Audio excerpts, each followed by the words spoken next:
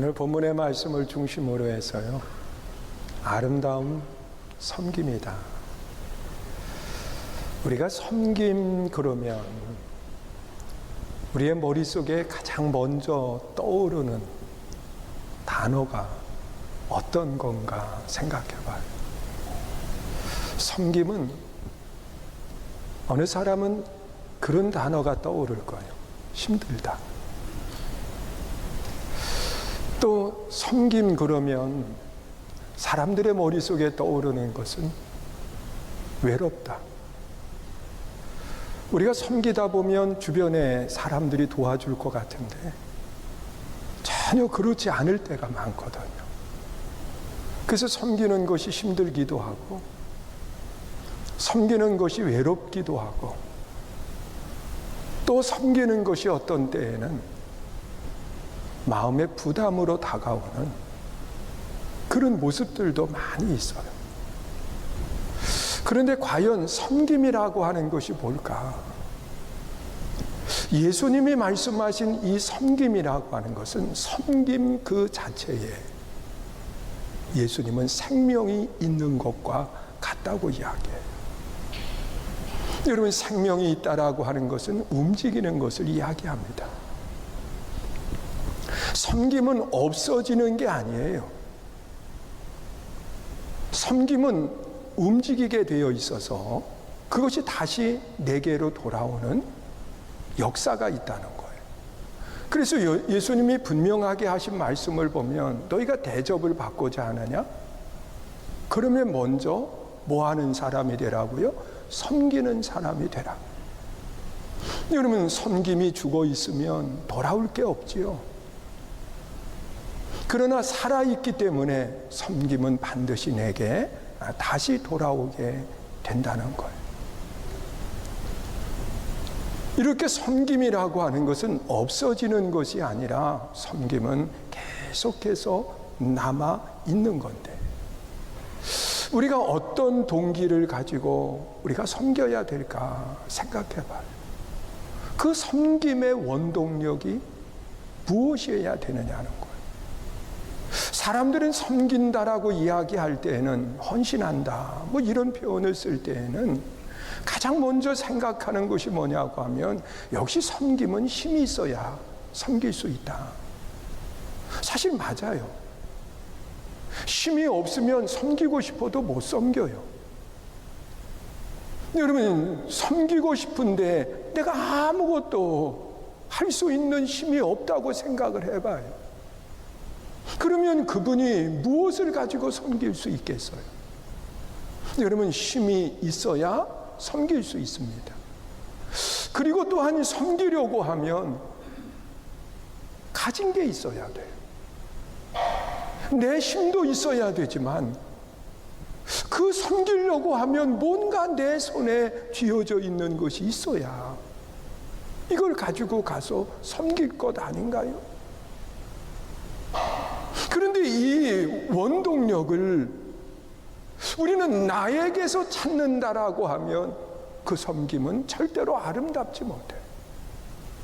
내 힘에서 찾으려고 하니까 힘에 부치는 거죠. 그러다 보면 어떠한 섬김이라고 하는 단어만 들어도 마음의 부담을 갖게 돼요.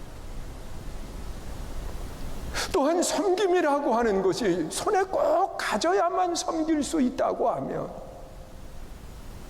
여러분, 우리는 그 손에 갖지 않은 사람은 우리가 섬길 수 없다라고 하는 마음을 갖게 되거든. 그래서 우리는 이 섬김이 아름다운 사람을 보면 이 섬김의 동력을 나에게서 찾지 않는다는 거예요. 오늘 사도 바울은 이것을 이야기하고 있어요. 이 섬김의 동력을 어디에서 찾느냐? 오늘 본문 3절에 보면 뭐라 그래요? 너희 믿음의 역사, 그렇게 이야기합니다. 이 역사라고 하는 것은 힘을 이야기합니다. 여러분, 우리가 섬기는데 내 힘이 어디에서 나와야 되느냐? 믿음에서 나와야 돼. 그 믿음 속에 무엇이 있느냐? 역사가 나타난다는 거예요. 여러분, 우리는 이 힘을 자꾸 나에게서 찾다 보니까 일하면서도 짜증이 나고, 다른 사람이 뭐라고 이야기하면 시험에 들고, 그러면서 마음의 상처로 자꾸 남게 되는 거예요. 자, 이런 섬김은 절대로 아름다울 수 없어요. 섬김의 힘은 믿음에 있어요. 믿으세요? 그런데 이 믿음은 어떤 믿음이냐? 우리가 살면서 내가 힘이 있어야 섬길 수 있다고 이야기했잖아요. 그러면 내 힘만 가지고 하면 절대로 힘 있는 섬김이 될 수가 없어요. 사람은 시간이 지나면서 자꾸 몸이 약해져 갑니다. 내가 뭔가 하고 싶어도 할 수가 없어요. 여러분, 성도의 힘의 원천은 어디서부터 나오느냐? 하나님이 나와 함께 하심을 믿는 믿음에서 나오는 거예요. 믿으세요? 여러분, 하나님이 나와 함께 하신다고 하는 이 믿음의 확신이 있어야 돼요. 여러분, 모세의 뒤를 이어서 여호수아가 지도자가 되었을 때 여호수아도 백성들을 섬긴다라고 하는 것이 얼마나 크고 두려운 일인지 너무도 잘 알고 있었어요. 왜냐고 하면 광야 40년 동안 눈으로 봤거든요. 기회만 되면 불평하는 것이 그들의 모습이었어요. 심지어 제일 가깝게 도와줘야 될 미리암, 아론, 그들도 모세를 향해서 원망하지 않았나요? 이런 모습 속에 눈으로 본 여호수아는 두려웠던 거요. 이 백성들을 어떻게 이끌고 생명을 건 전쟁을 해야 될까? 그래도 광야길은 하나님이 함께 하셔서 40년의 길을 걸어왔지만 그들에게는 적은 없었던 거예요. 그러나 가나안 땅에 들어가는 순간부터 그들에게는 적이 가장 가까이에 늘 상존해 있는 겁니다. 여러분, 이러한 상황 속에 왜 두려워하지 않아요? 왜 염려가 없겠어요? 이런 여호수아에게 하나님이 하신 단 한마디가 있어요. 여호수아 1장 5절 이하에 보면, 여호수아야, 내가 너와 함께한다. 믿으십니까? 여러분, 우리는 믿음을 갖되 어떠한 믿음을 가져야 되느냐? 하나님이 나와 함께 하심을 믿는 믿음의 성도가 되시기를 주의 이름으로 축원합니다. 여러분, 성경에 보면 아브라함이요, 100세에 난 아들을 이삭을 제물로 하나님 앞에 드릴 때 하나님은 자기 힘을 가지고 하나님께 드리는 섬김을 가진 게 아니에요. 자신의 능력을 가지고 그 일을 한 것이 아니에요. 여러분, 히브리서 11장 19절에 보면 그렇게 말씀을 하고 있어요. 우리 한번 같이 읽어봐요. 읽습니다. 시작. 그가 하나님이 능히 이삭을 죽은 자 가운데에서 다시 살리실 줄로 생각한지라. 비유컨대 그를 죽은 자 가운데서 도로 받을 것입니다. 도로 받을 것입니다.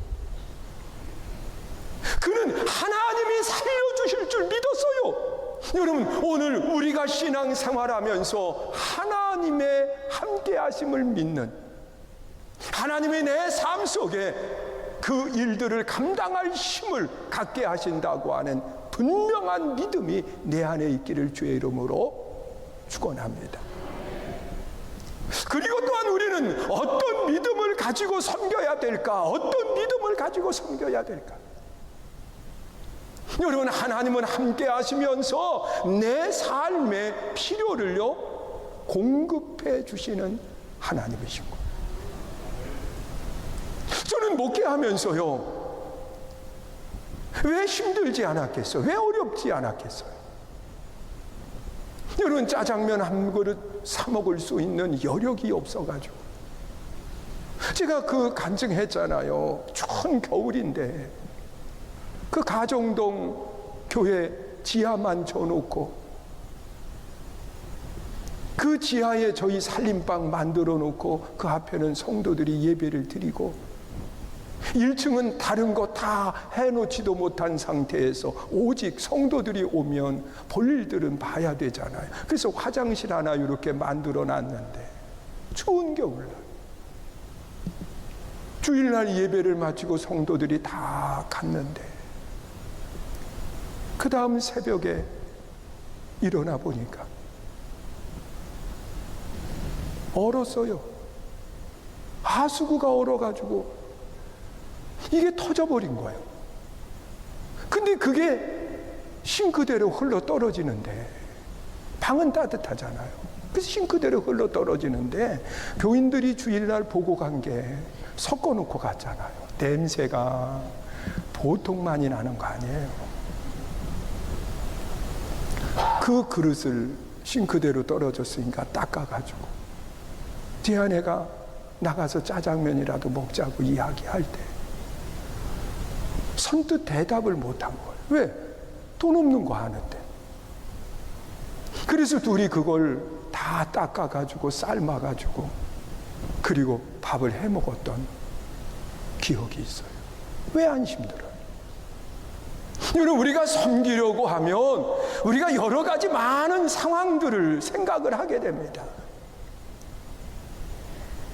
그러다 보니까 섬김이 지치는 거고 어려워지는 거예요. 그런데 우리의 믿음이 있어야 돼요. 무엇을 믿느냐? 하나님이 공급해 주신다. 믿으세요? 여러분, 우리는 신앙생활 속에 이 섬김의 힘이 어디서부터 나오는가를 알아야 돼요. 여러분, 섬김의 힘은 내게서 나오는 것이 아니라 성도의 섬김의 힘은 철저하게 하나님께로 나오는 거예요. 그래서 하나님이 나와 함께 하실 때 그 섬김이 아름다워질 수 있고 하나님이 내 삶에 필요를 공급해 주신다고 하는 믿음이 있을 때 우리는 그 섬김이 아름다운 섬김이 되는 거예요. 믿으세요?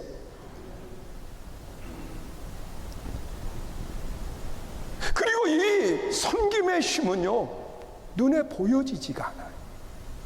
그래서 한 식물로 이야기하면 뿌리와 같은 것이 섬김의 힘입니다. 우리 한번 따라서 하세요. 믿음의 역사, 섬김의 뿌리. 믿으세요? 여러분, 섬김의 뿌리는요, 믿음의 역사예요. 내 힘이 아니라는 거예요.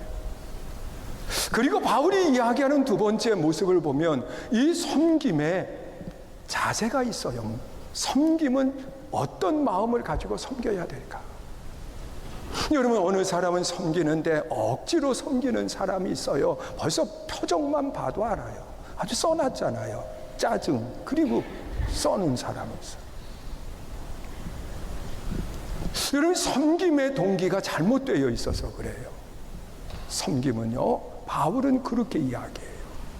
오늘 본문 3절 말씀 함께 보시지요.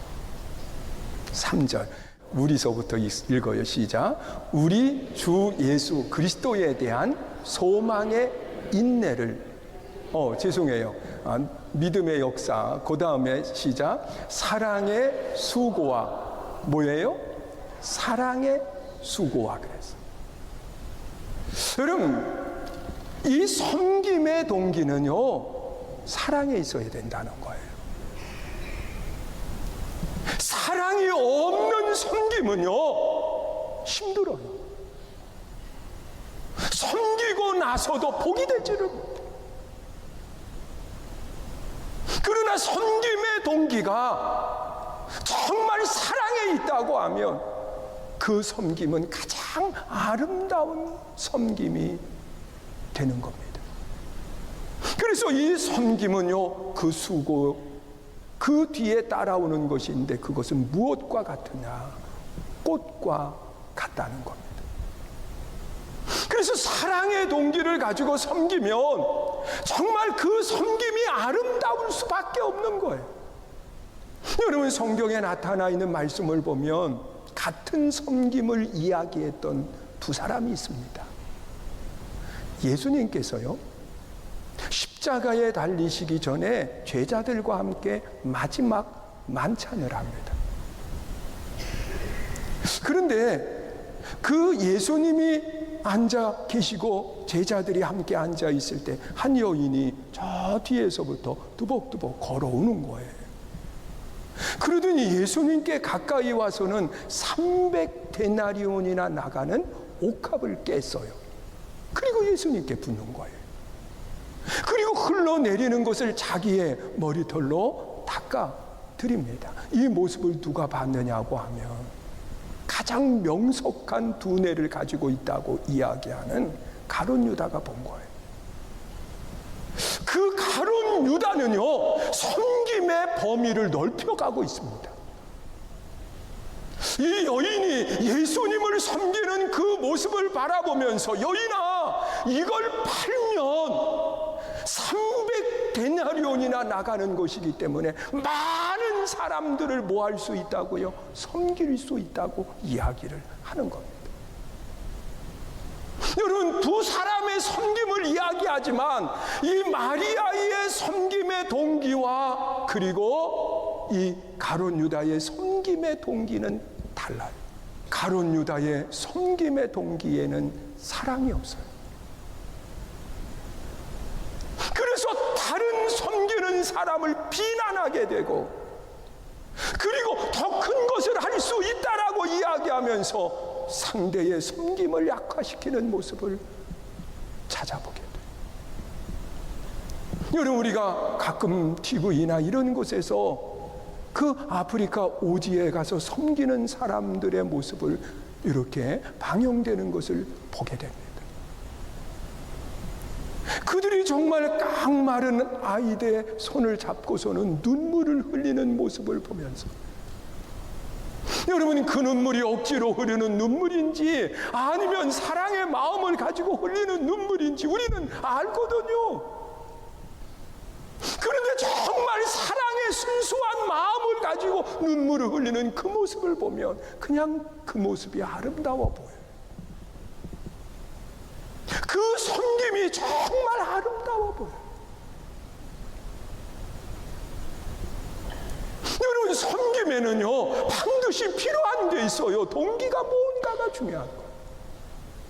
사랑의 동기를 가지고 우리가 섬기려고 하면 그 안에는 아름다운 꽃이 피어나게 됩니다. 여러분, 예수님께서는 많은 사람들을 구제할 수 있다고 이야기하는 가룟 유다에 대한 이야기를 하시지 않고 정말 눈물을 흘리면서 예수님을 섬겼던 그 마리아에게 그런 이야기를 합니다. 내가 한 이 섬김은 복음이 전파되는 모든 곳에 함께 전해지게 될 거다. 여러분, 아름다운 꽃으로 세상 속에 피어나게 하시는 모습을 보게 됩니다. 여러분, 우리가 신앙생활하면서 어떠한 섬김을 가질 때 우리는 내 힘으로 섬기려고 하지 마요. 우리는 믿음의 역사로, 믿으세요? 그리고 또한 시기와 질투의 마음을 가지고 섬기지 마세요. 아주 순수한 사랑을 가지고 섬기려고 할 때 거기에는 아름다운 꽃이 피어지는 것. 우리 따라서 하세요. 사랑의 수고는 섬김의 꽃이다. 믿으세요?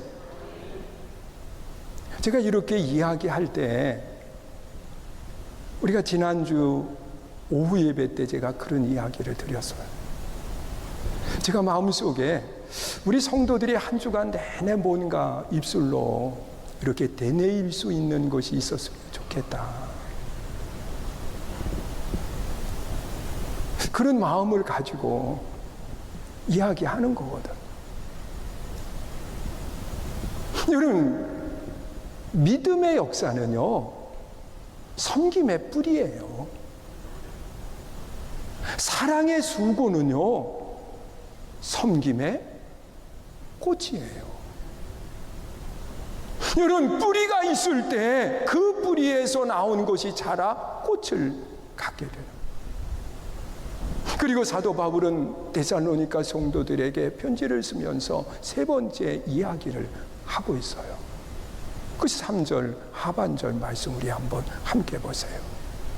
우리부터 읽어요. 이제는 읽습니다. 시작. 우리 주 예수 그리스도에 대한 소망의 인내를 우리 하나님 아버지 앞에서 끊임없이 기억합니다. 여러분, 우리의 섬김은요, 소망 가운데 섬겨야 된다는 거예요. 소망이라고 하는 것은요, 지금 당장 손에 쥐어진 것을 소망이라고 말하지 않아요. 그리고 온 것을 소망이라고 이야기하지 않고 올 것을 소망이라고 이야기합니다. 제가 처음에 그 이야기했지요. 섬김은 살아있는 거라고요. 왜? 섬김이 죽어있는 것이라고 하면 없어져 버리지만 살아있기 때문에 돌아오는 거예요. 그래서 예수님이 분명하게 하시는 말씀이, 내가 대접을 받고자 하느냐? 그러면 내가 먼저 대접하라. 내가 섬김을 받고자 하느냐? 내가 먼저 섬기는 자가 되라고 말씀을 하시는 거예요. 여러분, 섬김이라고 하는 것은 소망 가운데 인내하면서 섬기는 거예요. 믿으세요? 여러분, 예수님이 말씀하신 것을 잘 보세요. 소망이라고 하는 것이 뭘까? 예수님이 십자가에 달려 죽으실 때 그 제자들마저도 다 끝난 줄 알았어요. 죽음이 끝으로 생각을 했기 때문에. 그러나 예수님의 죽으심은 끝이 아니라 그 다음에 부활이 기다리고 있었고, 그리고 부활의 예수님은 제자들과 함께 계시면서 가르치시고 보여주시다가 승천하시는데, 예수님은 또 다른 소망을 이야기하시는 모습을 보게 돼요. 사도행전 1장 11절 말씀을 우리 함께 보세요. 읽습니다. 시작. 이르되 갈릴리 사람들아, 어찌하여 하늘을 쳐다보느냐? 너희 가운데에서 하늘로 올려지신 이 예수는 하늘로 가심을 본 그대로 오시리라 하십니다. 예수님의 승천은요, 다시 오신다는 것. 이것이 소망이에요. 여러분, 예수님 안에서는 끝이 없어요. 끝이 없어요. 끝처럼 보여지지만 그것이 끝이 아니라 새로운 삶의 희망을 보여주고 있는 모습을 보게 돼요. 여러분, 우리의 섬김도 끝이 없는 거예요. 소망 가운데 우리는 인내하면서 섬겨갈 수 있어야 돼요. 그래서 이 섬김의 아름다운 수고는 무엇으로 우리에게 다가오느냐? 삶의 열매로 다가오는 거예요. 믿으세요? 여러분, 열매라고 하는 것은 나도 풍성하게 하지만 열매는 다음 세대가 이어지게 된다는 거예요. 믿으세요? 그래서 이 소망의 인내는요, 열매로 내게 오게 되어 있어요. 우리 따라서 하세요. 소망의 인내는 섬김의 열매다. 믿으세요? 이 사실을 기억하시면서 우리가 하나님의 영광을 위해서 힘써 섬기고 하나님을 가장 기쁘시게 하는 믿음의 복된 성도들이 될 수 있기를 주의 이름으로 축복합니다.